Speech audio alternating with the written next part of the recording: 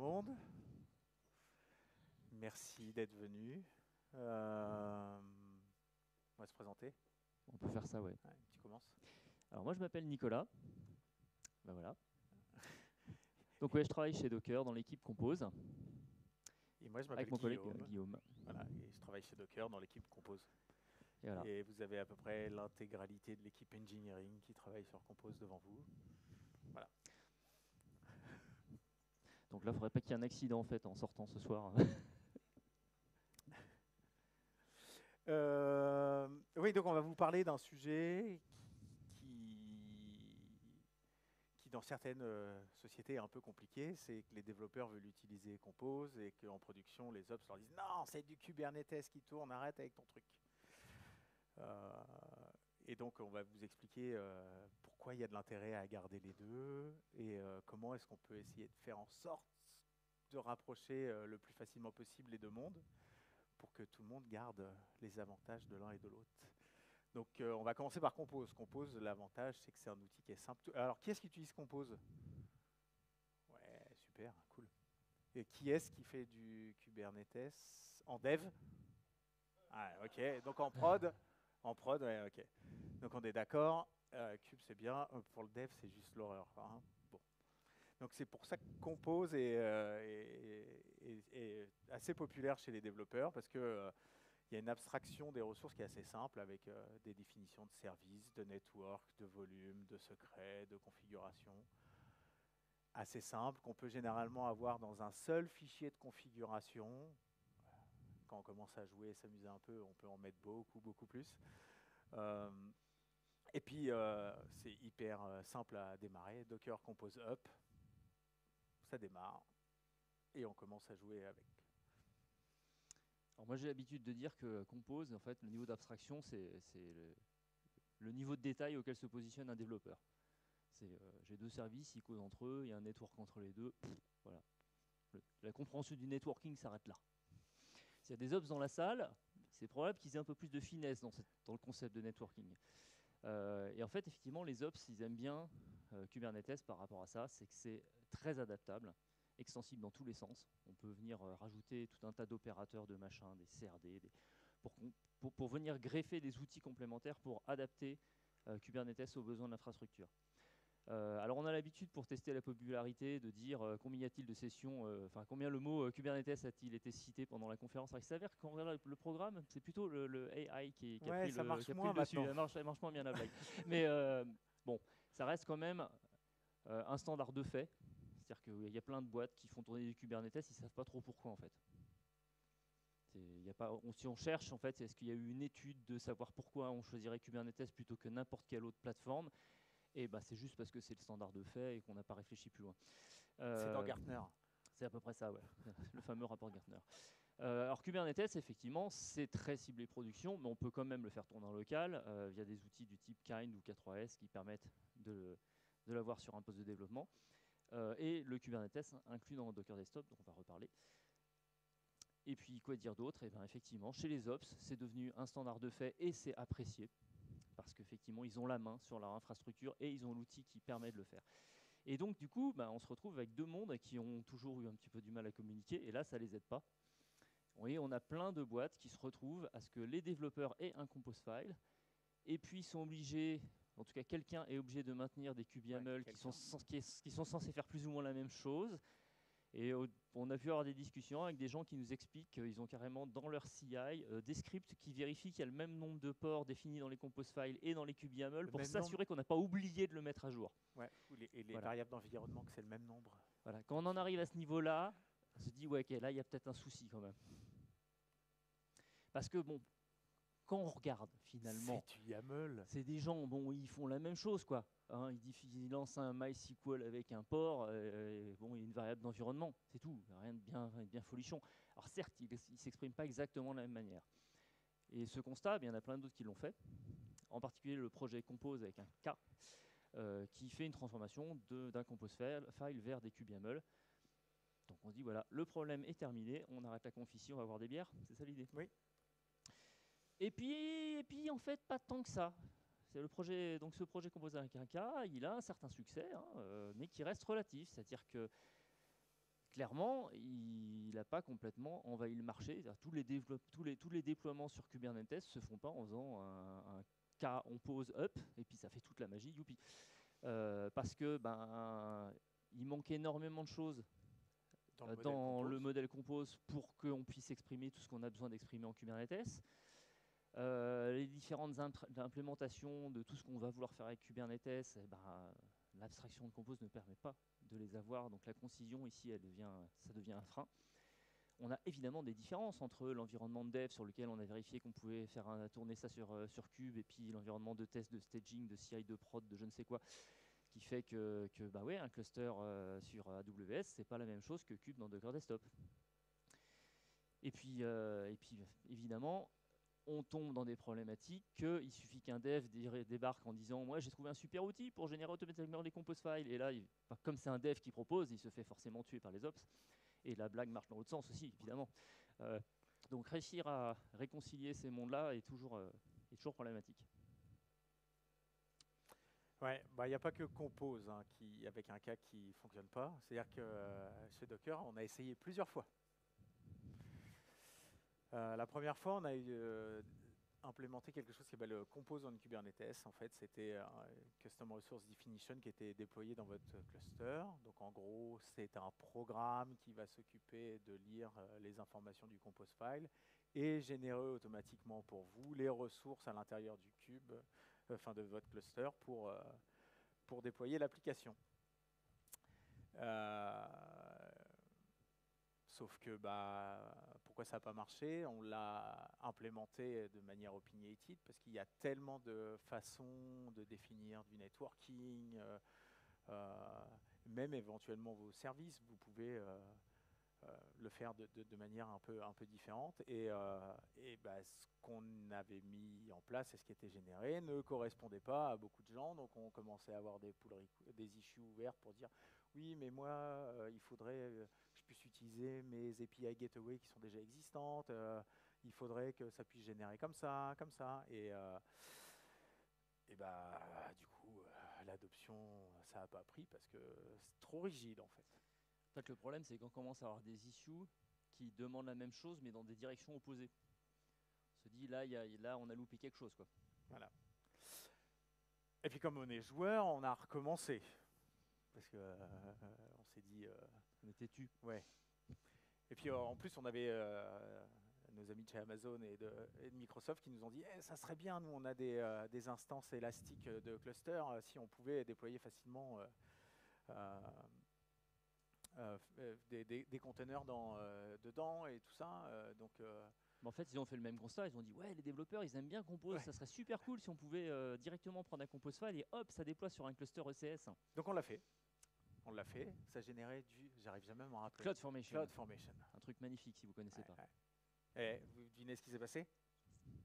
La même. Ouais, mais moi, mon réseau, je le définis en utilisant...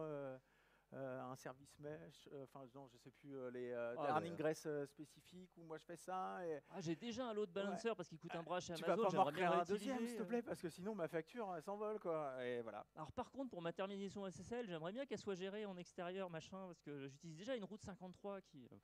C'est là où les devs se rendent compte qu'il se passe vraiment beaucoup de choses une fois qu'ils ont terminé aussi. Alors, ils sont en mode.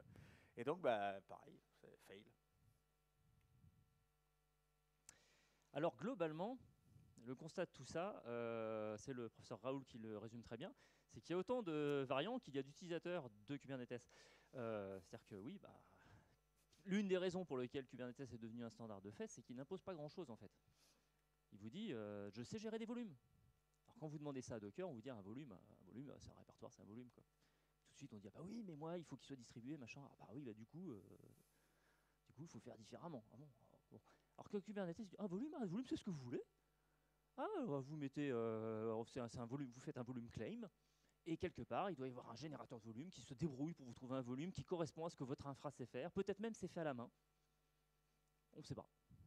Donc du coup, forcément, tout le monde trouve la solution qui lui convient, en suant et avec un peu de sang qui passe aussi. Mais en général, on finit par trouver une solution. Mais nous, on est joueurs. Ouais. Malgré tous ces échecs répétés. On a dit on va recommencer. Et puis on l'a fait. On l'a fait. Je te Alors laisse, ça c'est toi, ça. J'ai Ouais. pas le droit d'y toucher, moi. Ah non, t'as pas le droit d'y toucher c'est celle-là ça- parce c'est que la ouais, slide donc du breton. effectivement, on a lancé un projet, donc on a bossé dessus tous les deux, et puis on s'est dit, bah, comme tout projet interne, il faut lui trouver un nom de code. Donc comme c'était pour Kubernetes, on l'a appelé Queen Yaman avec un K.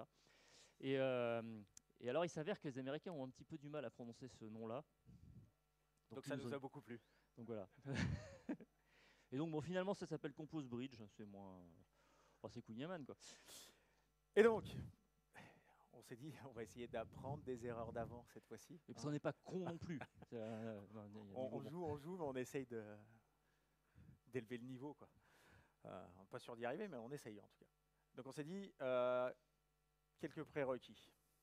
Tout d'abord, il faut que ce soit quelque chose qui soit flexible. On s'est aperçu que ce que génère Compose avec un K, ce que générait Compose on Bridge, c'était trop fermé et ça convenait pas aux besoins des utilisateurs. Donc il faut qu'on offre une manière assez facile de personnaliser, d'étendre, voire même carrément de remplacer ce qui est proposé par défaut. Il faut que ce soit concis, c'est-à-dire que l'idée c'est de garder autant que possible ce format Compose en entrée qui est assez court et qui définit plutôt bien les applications, mais qu'on soit capable d'aller générer vraiment beaucoup de choses derrière. Nicolas parlait des volumes, qu'on soit à la fois capable d'aller générer les persistants de volume claim, mais également en fait derrière le bout de code qui va pour déployer, par exemple dans le cluster de Docker Desktop. Il faut que ça fonctionne aussi bien en local et éventuellement que ça puisse être réutilisé comme input pour être déployé sur des clusters qui soient de dev, de stage, ou que ça vous serve de point d'entrée dans vos CI DevOps, enfin dans vos pipelines DevOps, que ça soit un input qui ait une valeur quand même pour les ops, quoi. Même si notre objectif est que les ops aident à travailler sur le point 1, personnalisation, extensibilité, et qu'ils arrivent à faire ce qu'ils veulent, mais on en reparlera après. Et pour que ça soit populaire, on s'est dit il faut que l'interface elle soit la plus simple possible. C'est-à-dire qu'en entrée, on prend un compose YAML, voilà, et derrière, on ressort du cube by the book. Dans un premier temps, ce que nous, on fournit. Par défaut, c'est ça. On prend un compose YAML, vous avez des manifestes cubes derrière. Voilà, l'idée qui est là, c'est qu'on ne veut pas débarquer en disant on a créé un énième standard de déclaration d'application, parce que je pense que tous les mois, il y en a un qui apparaît, parce qu'il y a toujours quelqu'un qui a une meilleure idée que les autres. Et en sortie, on veut que le cube YAML qu'on produit, il ne vous surprenne pas, mais que du coup, vous puissiez vous l'approprier en disant ouais, mais moi, j'aurais besoin de ça en plus, et on fournit la mécanique pour que vous puissiez rajouter des choses dedans. Et donc, pour faire ça, on est parti sur une notion qu'on appelle des transformers. Et donc des transformers, vu qu'on travaille chez Docker, on s'est dit, bah, faut que ce soit une image Docker. Qui donc prend en entrée ce fameux compose YAML, et qui à la sortie va vous générer tout parti de votre application. Et donc vous pouvez en utiliser plusieurs. Vous pouvez en avoir un qui va vous faire la définition de base de votre application, puis un autre qui va faire du customize pour aller faire des patchs pour votre partie réseau et tout ça. Et vous pouvez en appeler 3, 4 à la suite et générer tout un truc, ce qui va vous permettre notamment d'avoir, je ne sais pas, un transformer pour du déploiement sur GCP, un autre pour du déploiement sur Amazon, de la même application, mais qui va venir changer les choses dont vous avez besoin. Vous pouvez imaginer tout ce que vous voulez. En vrai, vous pouvez même imaginer ne pas générer spécialement des manifestes cubes, mais qui sait, des bribes de Terraform, du Pulumi, ce que vous avez envie pour déployer. Des mots. Des mots. Ouais, c'est mieux, c'est comme ça que ça marche mieux. Docker Compose Up.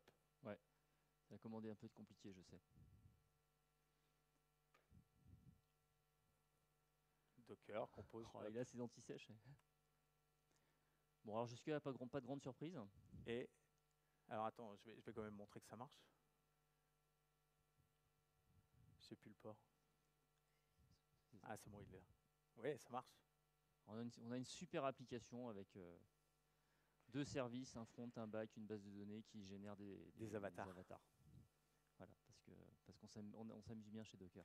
Et tu as vu en plus là, je ne sais pas si vous voyez en bas, il y a un truc qui dit qu'on peut aller le voir dans Docker Desktop O pour voir la config. Waouh, trop bien. J'ai le compose YAML qui est là. Donc, c'est une appli, et voilà, comme Nicolas disait, une base de données, MySQL, un health check, variable d'environnement, un secret, network, volume, un back-end en Python qui est buildé localement, qui utilise le même secret, qui est dans le network private aussi, et expose un port lui. Donc c'est juste pour vous montrer que c'est une application qui est pas hyper complexe, mais pas non plus super simple, et qui utilise un petit peu toutes les notions qu'on peut avoir dans Compose, quoi. Ok ? Et je ne sais pas si vous avez vu là, mais convert and deploy to Kubernetes. Il me dit que j'ai pas activé Kubernetes. Ok, je le fais. Oh, mais quelle coïncidence! Oh, c'est dingue, hein. Il y a un bouton magique qui active Kubernetes. Je le montre tout de suite ou pas? Parce que le temps que lui il se démarre, machin. Donc en fait, ce que vous savez pas, c'est que maintenant ici, vous avez Kubernetes et vous avez possibilité d'avoir un cluster multinœud qu'il n'y avait pas encore avant. Ce monsieur à côté là qui vous a fait ça, gentiment. Ouais, j'ai appris à faire du React pour rajouter un slider, je suis super content.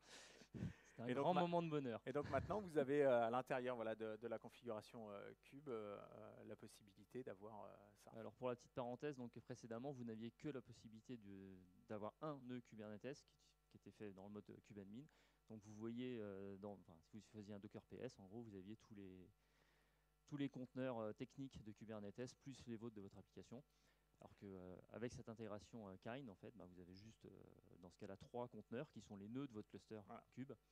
Donc, du coup, là, vous pouvez faire des joujoux, voir ce qui se passe avec votre application si on dégage un nœud, par exemple. C'est le genre de test qu'on fait rarement en développement pour vérifier que le load balancing se fait bien, que la réplication des données se fait bien.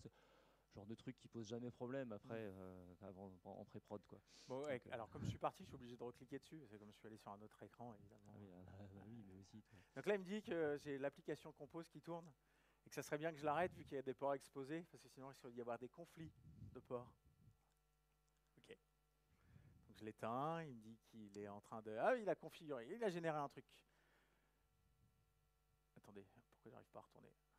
Qu'est-ce qui se passe? Il fait des trucs bizarres à ta machine. Regarde, il y a un problème avec ton Docker Desktop en vrai. Ouais. Voilà, moi je le range. Il a arrêté l'application derrière. Attends, parce que du coup, je peux le retrouver ou pas? Il est où? Il est là. Reviens, merci. Et ce que vous pouvez voir, alors je vous ai pas montré que ça fonctionnait. Toujours. Ça fonctionne toujours. L'appli, elle fonctionne toujours. Et ça, on va en reparler un petit peu, mais vous voyez, il y a un répertoire bridge qui est apparu, dans lequel on va trouver base avec des manifestes Kube qui sont là, une partie overlay avec Docker Desktop et puis d'autres choses.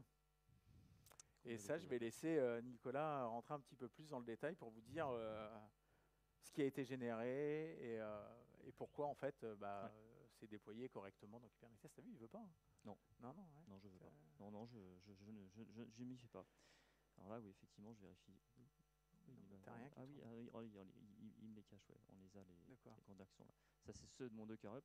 Oui, ouais. je voulais vous montrer les nœuds Kubernetes, mais effectivement, par défaut, ils sont cachés. Ils sont cachés, ouais. Parce que par défaut, histoire de... Il veut pas, je sais pas ce qu'il a. Il y a un truc. Hein. Il est joueur de Docker Desktop aujourd'hui. Il y a une petite option qui est ici, parce que bon, je vous ai dit, vous pouvez vous amuser à tuer vos nœuds Kubernetes, mais il y a des fois, vous n'avez pas envie de les tuer par mégarde. Donc par défaut, Docker PS ne vous les montre pas. Ils sont pas là. Et si vous activez cette option, ça vous permet d'interagir avec ces conteneurs. Par contre, donc décidément, on peut jouer avec l'API Kubernetes habituelle pour aller voir que effectivement on a des trucs qui se passent avec un back-end qui fait des choses et qui n'a pas réussi à se connecter à la base de données au démarrage, mais que finalement si, ouais, parce que vous savez le eventually consistent là, c'est ouais, ça marchera un jour en gros. Donc ouais, les logs de démarrage peuvent être assez comiques des fois. Bref, c'est pas ça qui nous intéresse. c'est de voir ce qu'il nous a généré. Donc excusez-moi, je vais aller dans VS Code parce que Docker Desktop, c'est bien, mangez-en. Mais quand même. On est des développeurs, on utilise un IDE. Hein. Donc ce qu'on vous a généré, donc un ensemble de fichiers cube.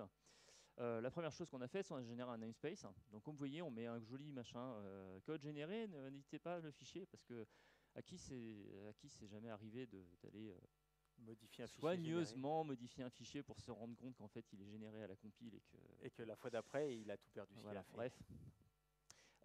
Donc du coup, on génère un namespace. Pour ceux qui ne connaissent pas Cube, en gros, ça permet de regrouper toutes les ressources d'une application sous un seul nom, dans une espèce de sous-domaine. Comme ça, à la fin, on fait cube delete namespace machin et plof, gros ça, c'est les devs qui font ça. Les ops, ils vont vous dire ah, ça va. Enfin, les ops, ils ont mis des permissions qui font que tu ne peux pas le faire hein, déjà. Donc, ou s'ils l'ont pas fait, ils auront intérêt. On a des déploiements. Donc ça, c'est l'équivalent des. Alors, le namespace, on a choisi comment le nom? Eh ben, on a pris le nom du projet. Du projet Compose, voilà. qui en général est le nom du répertoire dans lequel vous faites tourner. Ou qui est le nom que vous avez mis si vous au le début de votre... Vous avez utilisé name, le nom qui a été utilisé de le mettre avec l'attribut name. Donc effectivement, on a l'équivalent des services Compose, qui se traduisent par un déploiement dans Kubernetes. Donc là, c'est pareil, potentiellement, il y a d'autres façons de définir un service. En général, c'est quand même le mapping assez naturel qui est fait. Donc on a rajouté plein de labels, parce que c'est toujours chouette les labels. Puis on retrouve, sans grande surprise, le fait qu'on a un conteneur qui fait tourner l'image de la partie API, qui va faire un pull si l'image n'est pas déjà là, et qui va exposer un port, et qui va récupérer un secret à tel endroit, et qui va avoir ainsi de suite. Bon, voilà. Il va y avoir des ports d'exposés, ce qu'on appelle un service dans le monde Kubernetes. Allons-y, commençons à voir les noms qui se mélangent entre Compose et Cube. Donc là, pas de grande surprise. On était là avant. Hein. On a un port TCP, machin truc. Par défaut, on lui donne un nom arbitraire. On a rajouté le concept dans la spec Docker Compose. Ouais. Donc Docker Compose n'utilise pas le fait qu'un port puisse avoir un nom. Peut-être qu'un jour, dans la commande Docker Compose PS, on viendra rajouter le nom du port exposé, parce qu'en général, ça veut dire que pour le développeur, c'est pas juste un port technique, c'est qu'un truc c'est un point d'entrée qui a besoin d'être nommé, qui a du sens. Donc ça pourrait, en termes d'expérience utilisateur, ça aurait du sens. Et du coup, on pourrait le retrouver dans la génération cube. Voilà. Ça fait partie des petites évolutions faciles qu'on peut rajouter. Qu'est-ce qu'on a d'autre? On a la base de données qui a un volume. Et effectivement, elle dit au cluster, j'ai besoin d'un volume en mode read-write. Et puis tant qu'à faire, s'il faisait à peu près 100 mégas, ça m'arrangerait. On a l'autre déploiement. On a un secret. Donc là, si je reprends mon compose file, là, qui est ici, pouf. On pourra en reparler de ton secret après. Ouais. J'ai des questions. J'ai un secret ici.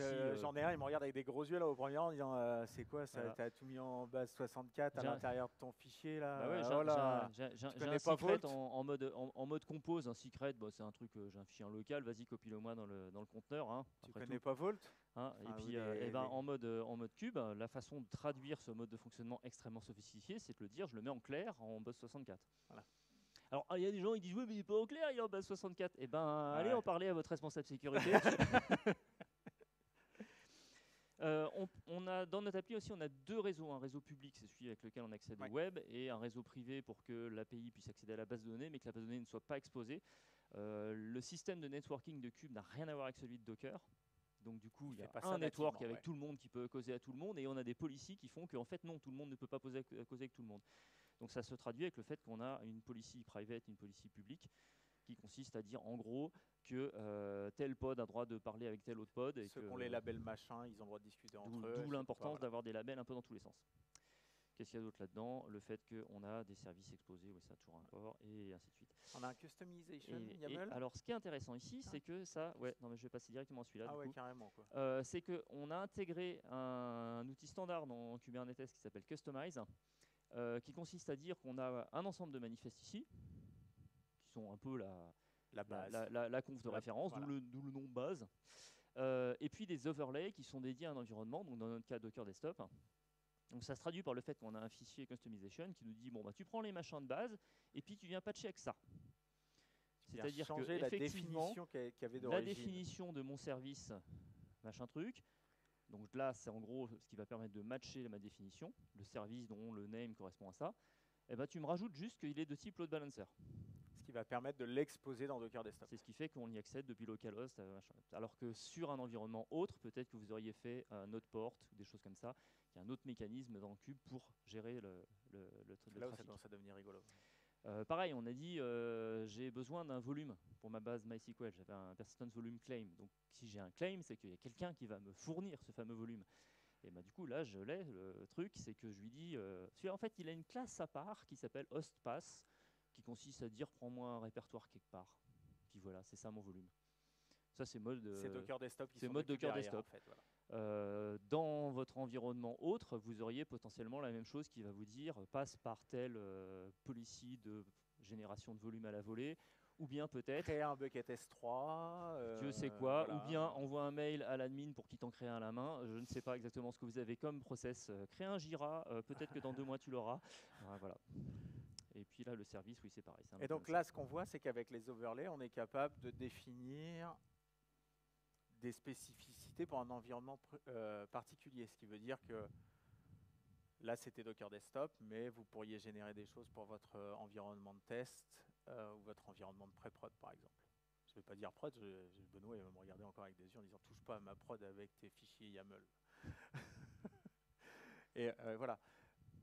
Ah oui, toi, voilà.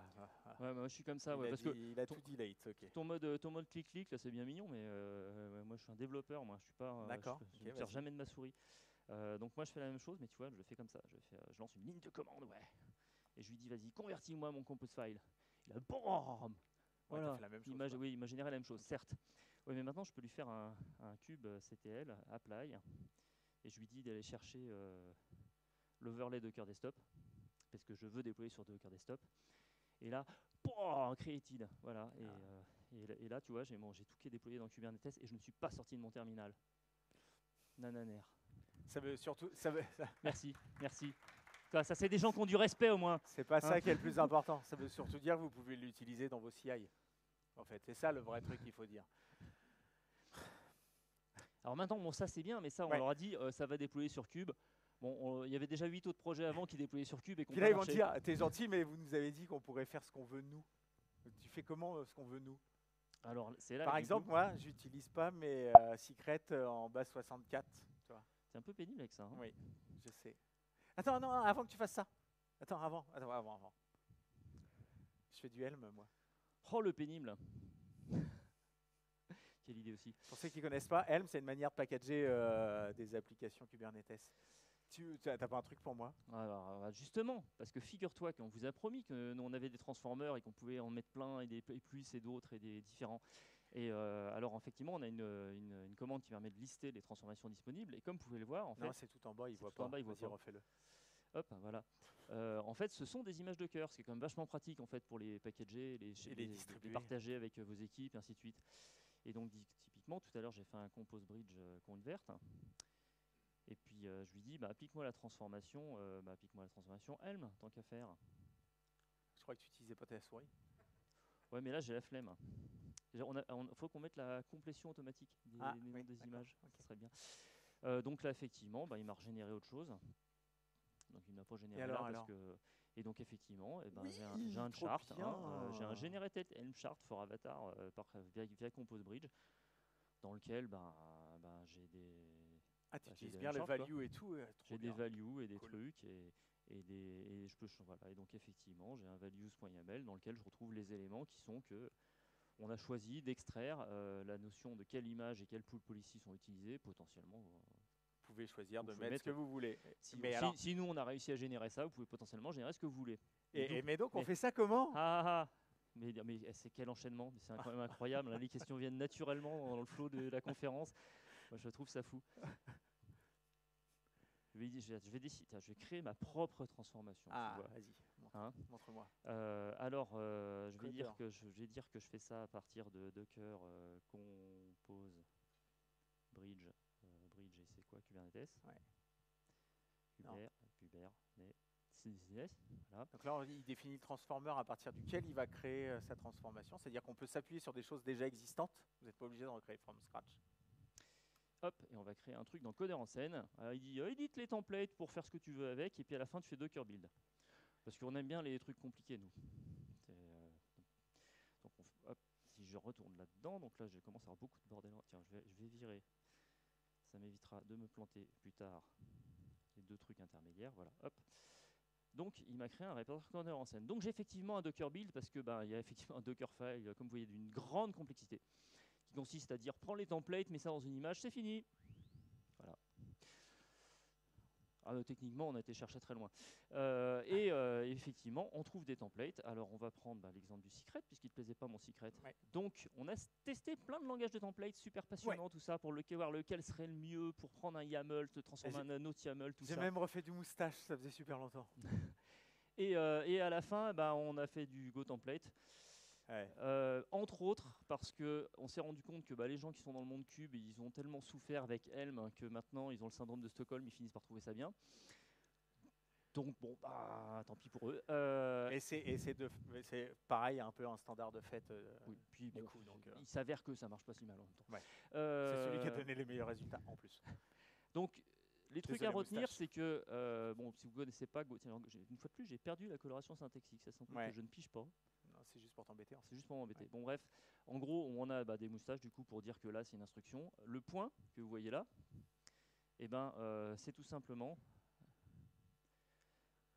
votre fichier compose en mode canonical, comme on dit, c'est-à-dire avec tout en version longue, qui fait qu'on va pouvoir accéder à tous les paramètres. Donc name, là, si tu remontes tout en haut, si je retourne à name, c'est le avatar. Si je veux itérer sur les services, je vais d'abord avoir API, puis DB, puis machin. Et puis j'ai une notation pointée comme ça pour accéder à toute la structure de mon compose YAML. Et donc je lui dis, je garde le name dans un coin dans une variable et j'itère sur tous les secrets qui ont un nom et puis une sous-structure. Et là, j'ai une notation un peu magique ici. J'ai une espèce de shabang pour ceux qui ont déjà fait des shells Unix, dans lequel je lui dis, en gros, j'aimerais bien que tu me génères un fichier qui va s'appeler le nom de mon projet -secret. Non, pardon, le nom de mon secret. C'est pour ça que je me retrouvais tout à l'heure avec le fichier dans lequel j'avais mon password en base 64. Parce que, effectivement, ce que je lui demande de faire, c'est on retrouve la structure YAML, sans grande surprise, et puis je lui prends le contenu de mon secret et je l'encode en base 64. Voilà. Je te félicite pas. Ah non, mais bon. Alors, c'est pas très sécure. Hein. Si t'aimes pas ça, apparemment il n'aime pas ça. Mettons que moi, j'ai dit, les développeurs, vous êtes bien mignons avec vos passwords, là, machin, mais alors en vrai, j'aimerais bien qu'on aille chercher dans Vault le password correspondant. Ouais, ça serait mieux. Alors la première chose que je vais faire, c'est effectivement, on vous a promis un truc que vous pouviez customiser, ce qu'on est en train de faire. Au lieu de faire un secret content, je vais lui dire, tu vas faire un name, voilà, hop, et je lui dis, va chercher le secret name. Parce qu'il me semble que l'API de Vault, elle est super cool. On lui met des trucs en texte naturel comme ça, et puis il se débrouille tout seul. Ouais, il n'a pas de Vault en fait sur sa machine, il va pas pouvoir aller vous le chercher en vrai. Alors là où, je vous laisse aller voir dans la doc comment on fait pour intégrer Vault dans Cube, j'en ai aucune idée. C'est sans doute un tout petit peu plus subtil que ça. Là où ça va être pareil, un secret claim avec derrière avec je ne sais quoi. Une référence et tout. Donc là, ce que ça veut dire, c'est que là où nous on a créé un secret une déclaration de secret, vous allez faire un claim pour un secret et derrière vous allez régénérer à l'endroit. Mais vous avez la main. Vous pouvez changer complètement ce fichier, vous pouvez le supprimer, vous pouvez faire ce que vous voulez. Mais ça va pas marcher là. Si, mais je vais voir si. Ça marche pas en majuscule. Ah non, tu vois. Tiens, j'ai appris un truc. Je vais envoyer un message à Tonis. C'est quoi ce bazar, Tonis? Comment ça on peut pas mettre des majuscules? Alors, compose bridge, convert, -t, CES, hop. Ça n'a pas planté, ça c'est cool. Et donc si je vais voir ce qu'il m'a généré, normalement, mon secret, il devrait être vachement mieux. Ouais, je suis sûr que si tu essayes de le déployer, ça va bien se passer aussi. Voilà, c'est que j'ai cherché le secret des passwords. J'ai résolu le problème. Bon, à ma façon, certes. Non, bon, alors, en vrai, là où ça va être intéressant, là c'est vraiment pour vous montrer la base de la customisation, c'est qu'en général, il y a des choses qui vont manquer dans la structure d'un fichier compose.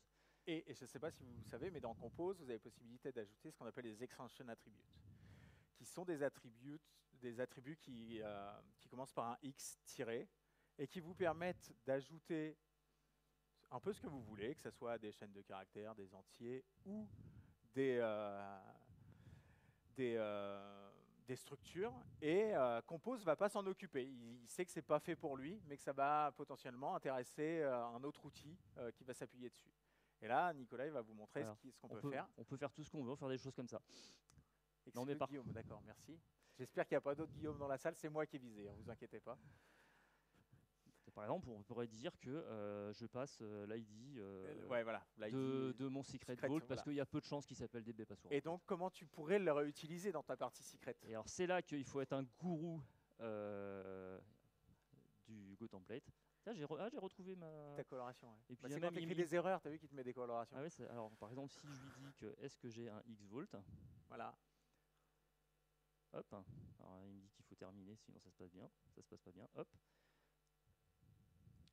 Ah oui, je suis dans le généré. Ça, c'est sa spécialité, ça.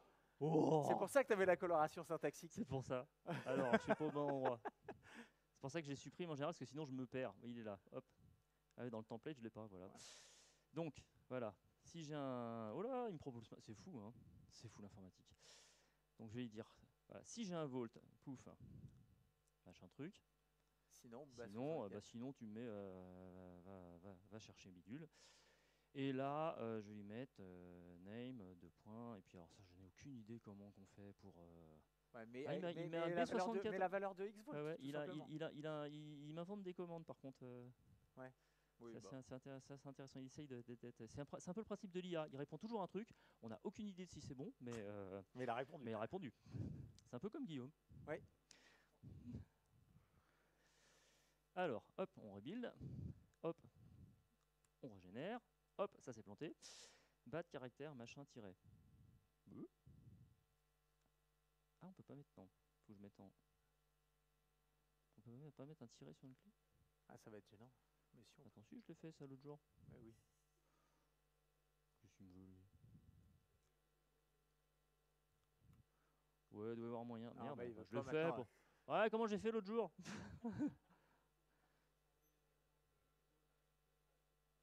Ah ouais, c'est ça qui m'en... Ouais. Oh là en plus, là tu vois, il te le dit, tu l'écoutes pas. Mais par contre, j'ai progressé. Il y a quelqu'un qui me suggère un truc dans la salle et cette fois, j'écoute. C'est vrai. Oui, parce qu'à Devox, comment dire, voilà. Il paraît que j'étais un peu têtu.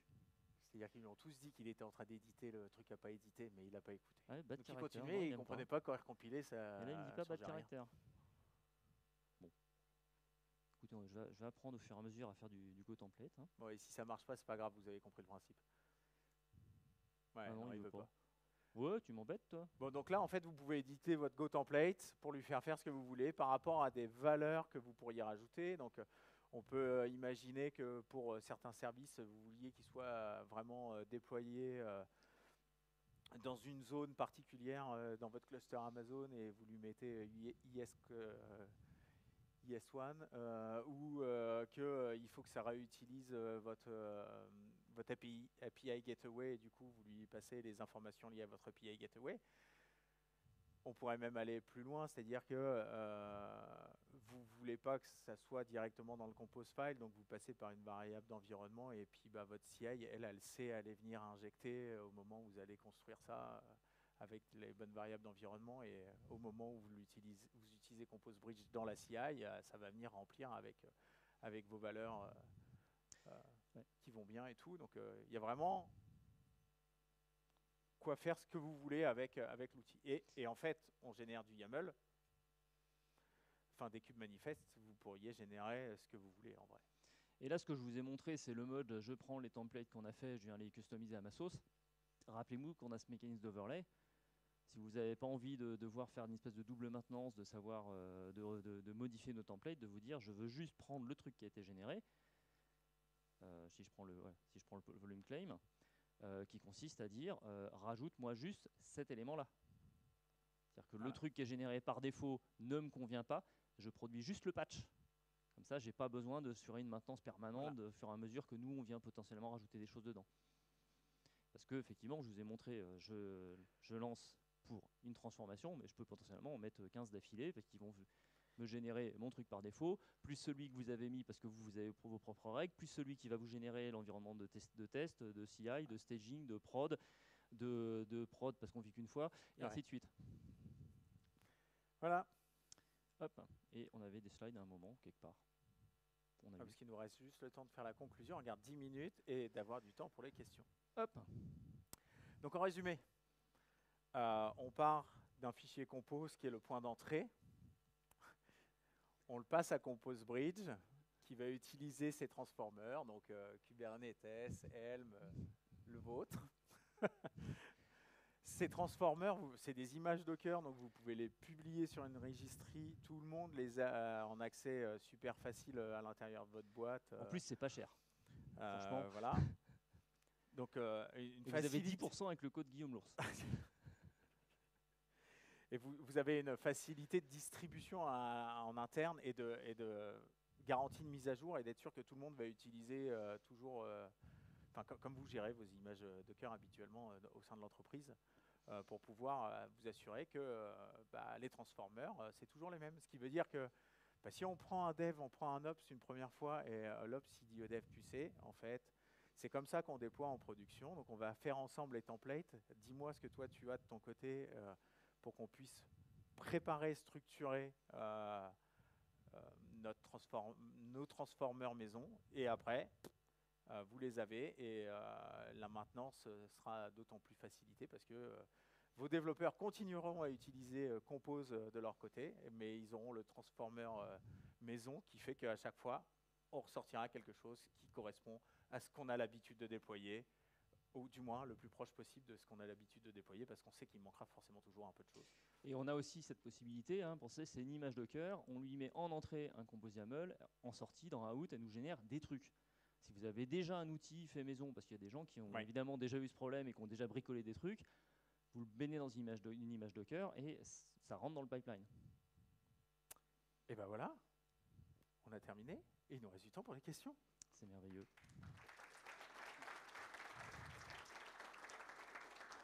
Ah, c'est un métier. Hein. Des questions, vous levez la main, je vous amène le micro. Il en faut un qui commence.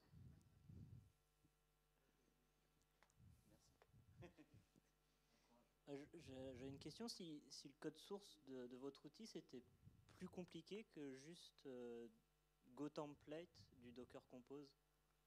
Parce que j'ai l'impression que c'est... Finalement, parce que vous parlez de l'outil maison qui a été fait peut-être dans l'entreprise, j'ai l'impression que c'est ça, non? Ou j'ai raté des subtilités? Non, en fait, c'est pas une critique, tant mieux si c'est aussi simple que ça. Effectivement, l'outil en lui-même est assez minimal. Ouais. Toute la logique, elle est dans le templating. Il y a un certain nombre de helpers Go. Qu'on n'a pas montré. On le voyait vaguement sur le secret, là, il y avait un base64 qui se promenait, il y a un safe ici pour s'assurer que le tout est en minuscule, sans caractère particulier. Il y a 2-3 bricoles comme ça qu'on va enrichir parce qu'on a toujours les mêmes besoins quand on veut générer du kubeyaml, certains encodages qui sont nécessaires. Donc on a un petit peu cette boîte à outils qui est fournie par l'outil. Et sinon, la grosse différence, c'est justement le fait de chaîner les transformations. C'est de se dire, tu as une transformation de base, tu vas pouvoir rajouter tes propres patterns, de dire quand j'ai un X ingress sur un port, je veux générer l'ingress correspondant, ou peut-être l'API gateway, ou bien je ne sais quel autre mécanisme que tu utilises. Et accessoirement, même dans des phases de transition, il y a des gens qui font de la maintenance à la main des kubeyaml. Ça veut dire qu'une partie de leur kubeyaml, ils vont pouvoir les sortir et ne gérer que le delta. Donc les gens qui ont déjà un outillage, entre guillemets, ils font en partie machine arrière, parce qu'une partie de ce qu'on a fait, ils le faisaient déjà.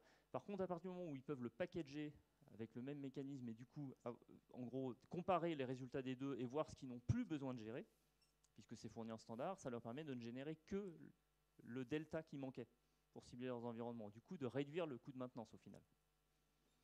Donc, et en effet, derrière l'outil et nous interne, il ne fait pas grand-chose. Il prend le fichier Compose, il le parse, tel que Docker Compose le fait lui-même, et il va l'injecter au moteur de GoTemplate pour qu'on puisse parcourir tout le modèle. Et du coup, mais en effet, toute la logique, comme dit Nicolas, toute la logique est à l'intérieur. Ce qui est intéressant, c'est que comme on a défini une interface qui est en entrée, j'ai un compose file et en sortie, j'ai des choses. C'est que nous, on a fait une implémentation en Go avec un parsing, mais vous pouvez faire la vôtre en Python, en Node, ou ce que vous voulez. Bon, après, en script shell, c'est marrant de parser un compose file. C'est-à-dire qu'il y a zéro si vraiment vous voulez, vous pouvez faire vos propres transformers, mais avec le langage que vous souhaitez, et juste utiliser la mécanique qu'on a mis en place pour pouvoir chaîner, quoi. D'accord. C'est parce que, en fait, ce que Nicolas vous a pas montré, tu l'as viré. Non, il est là. Il est où le Dockerfile? Ici, le Dockerfile, nous, il s'appuie sur from compose bridge transformer, d'accord, qui contient la moulinette qui parse et qui balance au GoTemplate. Et ça, effectivement, ça fait pas grand-chose au final. Ça charge un ça, compose file, ça exécute un GoTemplate. Vous pouvez, du moment où vous dites que dans le répertoire /in, il y a un compose file et que dans /out, vous envoyez des trucs, faites ce que vous voulez après. Donc là, pour le coup, on ne peut pas faire plus flexible. On ne viendra pas nous reprocher cette fois-ci que c'est pas assez flexible et ça génère que ce que nous, on a décidé que ça génère. C'est pas vrai. Ah, mais ça génère pas des PDF, ça. J'avais une question. Oui. À gauche, à droite. Merci pour cette merveilleuse conférence. C'est quoi le code promo pour déjà? Non, c'était pas ça ma question. Guillaume l'ours, avec un tout en majuscule. Comme vous avez des super idées à chaque fois, vous n'êtes pas dit le sens inverse, ça pourrait être utile aussi? Ouais, alors il est beaucoup plus compliqué le sens inverse. Parce que tu te rappelles ce qu'on a dit au début? Il y a autant de variants que... voilà. Alors, le sens inverse est possible dans une certaine mesure, en mode naïf, on va dire.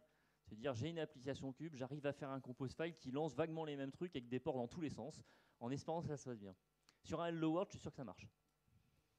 Parce qu'en vrai, pour retransformer en compose, ce qu'il nous faut plus, c'est l'état déployé et pas forcément la déclaration au travers des manifestes. Ouais, ça... le besoin de nos clients, il est comment je passe de compose à cube. Voilà, donc on va se focaliser sur celui-là d'abord, et puis on verra pour l'autre.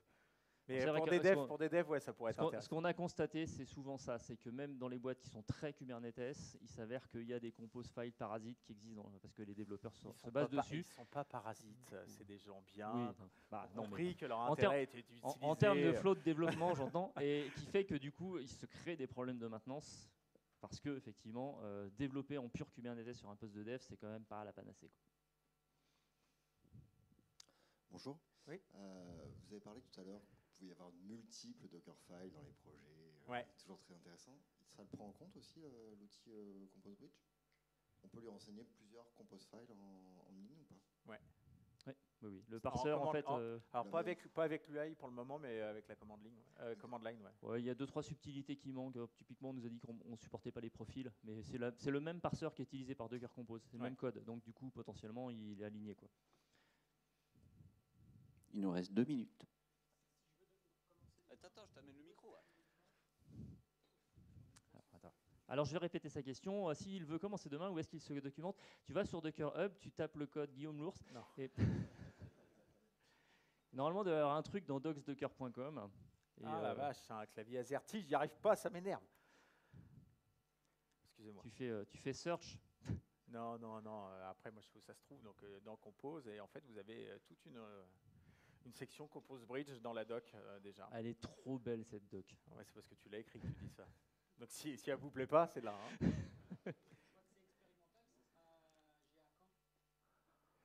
Alors ça... Allô? Nous, on est engineering, Allô, si tu veux. Hein, donc, on n'a pas entendu. Tunnel. Je ne peux pas répondre à cette question. Donc voilà, donc là vous avez la doc. Vous pouvez ouvrir des issues sur la doc pour qu'on puisse l'améliorer, tout ça aussi.